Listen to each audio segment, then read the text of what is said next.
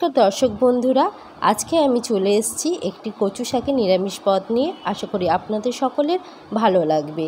কচু শাকে রয়েছে প্রচুর পরিমাণে iron, vitamin B1, vitamin B2, vitamin C.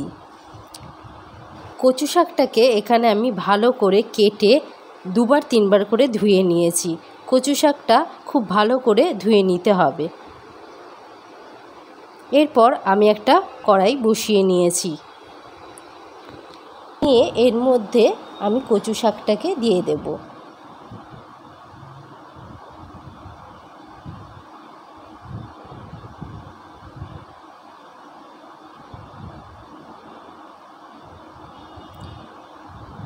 এবার এর মধ্যে আমি দিয়ে দেব নুন।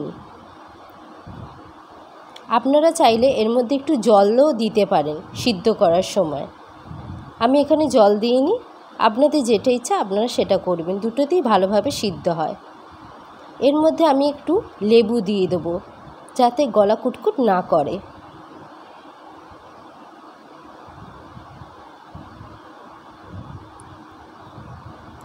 লেবু দেওয়ার পরে আমি এটাকে ভালো করে একটু নাড়াচাড়া করে নেব যাতে লেবু আর নুনটা ভালো করে কচু শাকের সাথে মিশে যায়।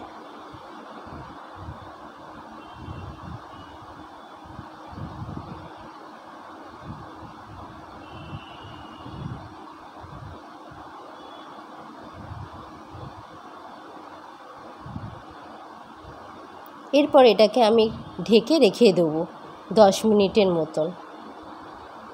লো ফ্লেমে রাখবো এটাকে আমি।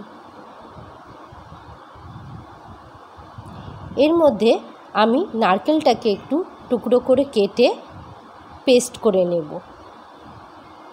পেস্ট বলতে এখানে গুঁড়ো করে নেব। নারকেলটাকে টুকরো টুকরো করে কেটে নেব, ছোট ছোট টুকরো করব, করে সেটাকে একটি মিক্সার গ্রাইন্ডারে দিয়ে সেটাকে আমি গুঁড়ো করে নেব। এতে আমার নারকেল কোড়ার থেকে মনে হয় এটা আমার বেশি সুবিধা হয়, তাই আমি এভাবেই করি।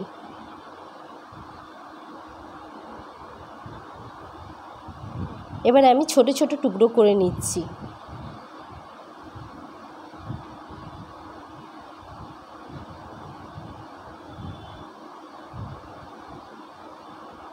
এবারে আমি এটা মিক্সারে দিয়ে দিচ্ছি।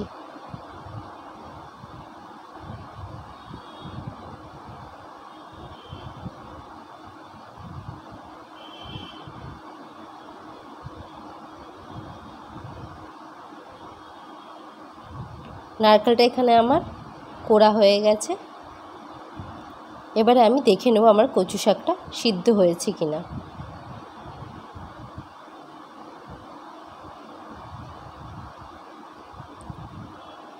কচু শাকটা প্রায় এখানে আমার হয়ে এসছে। এবার এটাকে আমি নামিয়ে নেব। আমি একটা ঝাঁঝরিতে ঢেলে নেব। নিয়ে জলটাকে ঝরিয়ে দিয়েছি। আপনারা চাইলে শাকটাকে একটু চটকিয়েও নিতে পারেন। এবারে কড়াইটাকে গরম করে নিয়েছি, নিয়ে তার মধ্যে দিয়ে দিলাম সর্ষের তেল।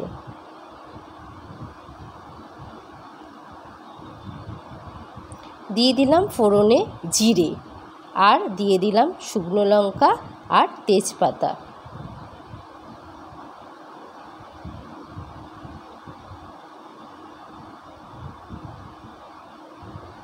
এবারে দিয়ে দেব এখানে আদা আর জিরে বাটা।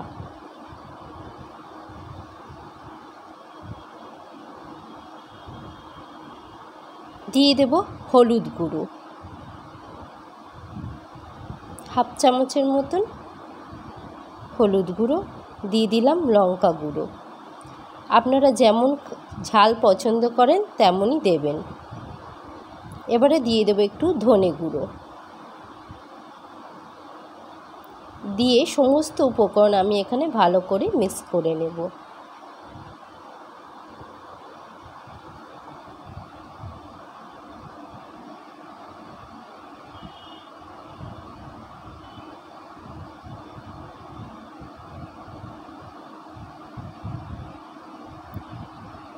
এরপর আমি এখানে দিয়ে দেব নুন, পরিমাণ মতো নুন দিয়ে দিলাম।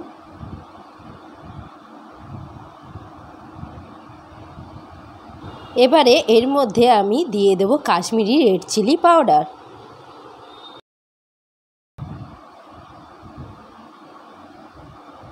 দিয়ে ভালো করে আবারও নেড়েচেড়ে নিলাম। এবারে আমি এর মধ্যে দিয়ে দেব কচু শাকটা।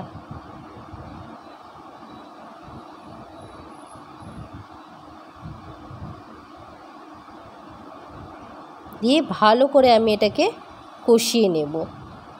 সমস্ত মশলার সাথে ভালো করে এটাকে কষাতে হবে। এখানে আমি একটু হাই ফ্লেমে দিয়ে দেবো। কচু শাকে অনেকটা জল বেরোয় তো, তাই এটাকে হাই ফ্লেমেই রান্না করতে হবে। মাঝে মধ্যে একটু মিডিয়াম ফ্লেমেও করতে পারেন। এবার এখানে আমি নারকেল কোড়াটাকে অ্যাড করে দেব। দিয়ে আবারও ভালো করে নাড়াচাড়া করে নেব। তারপর এখানে আমি দিয়ে দেব 1 চামচ চিনি। চিনিটাও আপনি আপনাদের স্বাদ অনুযায়ী দিতে পারেন।